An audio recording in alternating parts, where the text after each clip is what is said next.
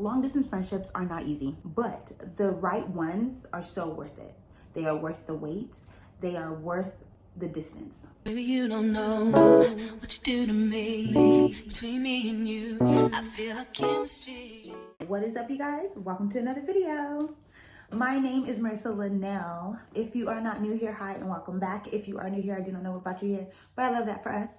On the channel, we talk about all things life because life is life in the hell out of all of us, and we are going through it together right here, right now on this channel. If you would like to join the party, please be sure to hit the subscribe button. So today is part 2 of my 5-part series on friendship. It's called Friendship Unfiltered, the good, the bad, and the ugly, where we just talk about all things friendship, okay? We're talking about the highs, the lows, and everything in between. But in today's episode, we are going to talk about long distance friendships. So whether it's a move for work, school, love, sometimes life creates a physical distance between us and our besties. But if I have learned anything, distance does not mean the end of a meaningful friendship. So for someone who has recently gone through it, who was going through it, I am going to share some practical tips. I'm going to share some personal stories and things that I do to help maintain and just still cultivate in my friendships and still make sure they are thriving no matter the distance. So grab your coffee, grab your tea, grab your wine, whatever vibe you're on, and let's talk about it.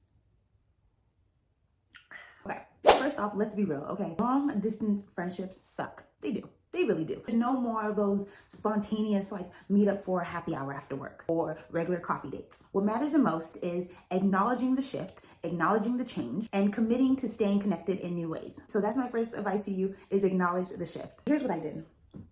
I had conversations with my friends when I relocated on things that we would need to continue our friendship, things that we would need to do to stay connected. So whether that's weekly phone calls, visitations, wait, that sounds like I'm talking about prison. I don't know. How about we say monthly or yearly visits? Yeah, that sounds a lot better. Or just checking in when life gets busy, okay? Setting these types of expectations and having these types of conversations can really just make all the difference, because you then know what your friends need from you and then they know what you need from them. Tip number 2 is schedule quality time. Listen, in a busy world, the whole I'll call you back, I'll talk to you soon, those types of things, they turn into, oops, it's been like 2 days, 3 months.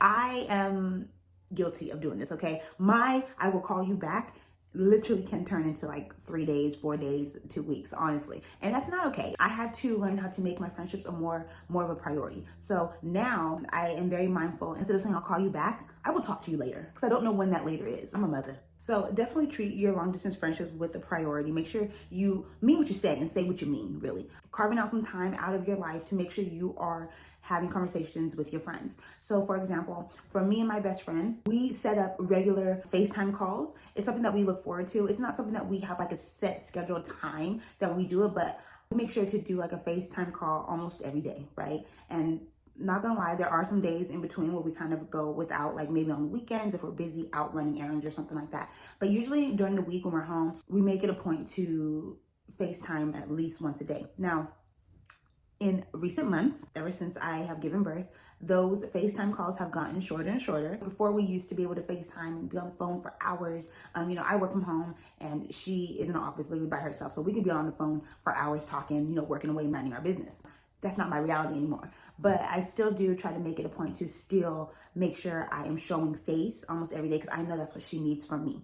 I don't necessarily need a FaceTime call every day. I don't need to lay eyes on her face every day to know that she's okay. But for her, she does. So we do that. Love Island is our show, okay? So before I relocated, we used to watch Love Island together after work, okay? That was our nighttime thing. I would go over to her house, she would make dinner, and we would have some wine and we would watch Love Island, okay? That was our thing. Obviously, when I relocated, couldn't do that anymore. So now we make sure to either watch it together on FaceTime call, or we make sure that we at least watch it within the same day so that the next day we can talk about, which is what I love. So I need to be able to talk about Love Island with her.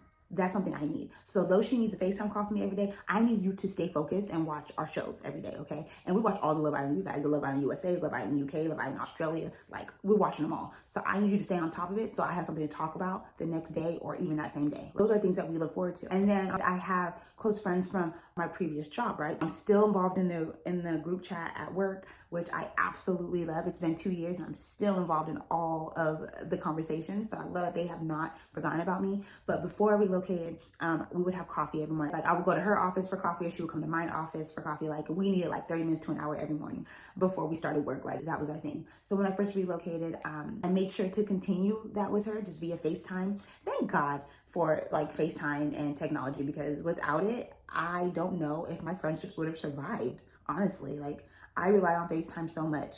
Anyway, so we were still having those coffee dates in the mornings. It would just be virtual coffee dates. Now, again, in recent months, my life has changed. I don't have those coffee dates in the morning anymore. But once I get back on the schedule, I'm definitely going to pick them back up because they were important to us. They're important to her. It was just our time and our moments. So with this, I will say is be consistent as possible, but be flexible. Be very flexible. Life changes. Things happen on a daily basis. And it's nothing worse than just being like disappointed and stressed out if you can't make something happen, right? Don't stress about it, especially if plans change. Next is celebrate little things, okay? So try to celebrate your friends as much as possible, no matter how far you are. So birthdays, anniversaries, promotions, anything. Try to celebrate your friends no matter how far you are. Now, like I said, I love the era of technology that we were in because it's impossible to not be able to still send them something to show appreciation. So whether that's a gift card to Starbucks, you can send it virtually. You can send flowers. Now, I know 1-800-Flowers is like $1 million. It's expensive, right? But life hack. Did you know that you can Instacart flowers to people from grocery stores?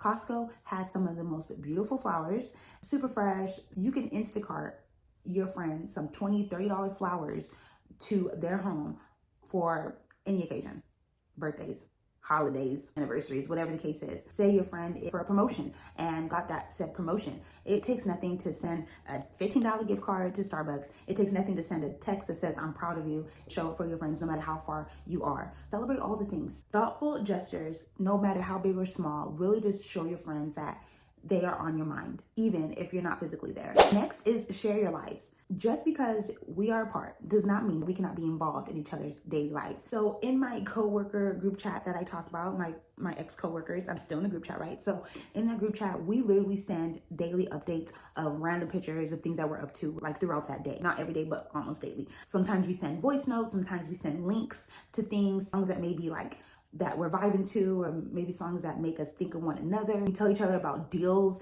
and sales that we find. You know, one of us are at Costco and we see like Costco has, these nice candles or something. We always we'll send like a picture and be like, girls, go get you a candle. We also have a Instagram group chat going on as well. And there we share all the memes or Instagram videos or whatever it is that's relatable to us or to all of us or to one of us or whatever the case is. Staying in touch this way is just a way of saying, hey, I wish you were here without actually saying it. Also, don't forget to ask genuine questions, like follow-up questions. If someone sends a picture of their kids or like their family or something, like ask follow-up questions to show genuine interest in that. Showing genuine interest in your friend's life keeps the connection strong. Like these girls text me almost every day, like, where's our picture of your daughter? Them showing interest in my child almost every day is a strong way for them to keep the connection strong to me. Next is plan in-person visits. Whenever it is possible, plan in-person visits with one another. Nothing beats the joy of reuniting with your besties and your friends. So start saving for a trip to go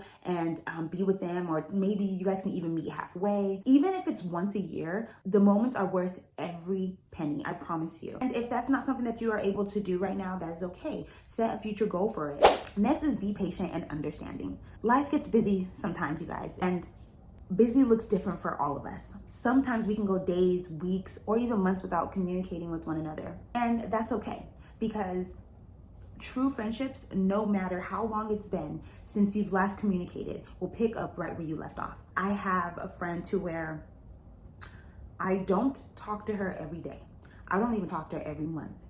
But when I do, it's like we've never missed a beat. And that's how I know we have built such a true, strong friendship. She doesn't live here, but when she comes out here to visit, always makes it a point to let me know, hey, I'll be out that way for a few days. I have time to visit you if you would like. If not, next time, no biggie. Or she makes it a point to say, hey, I am coming out there, but I don't have time to hang out with you. Just want to let you know in case someone says something, It's not that I just don't have the time.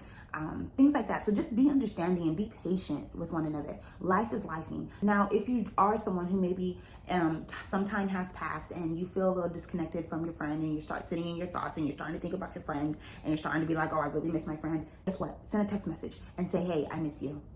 Let's schedule a time to chat. Let's schedule a time to, catch up, whether that's in person, FaceTime, phone. Because honestly, the chances are they feel the same way. They just haven't had a chance to reach out to you.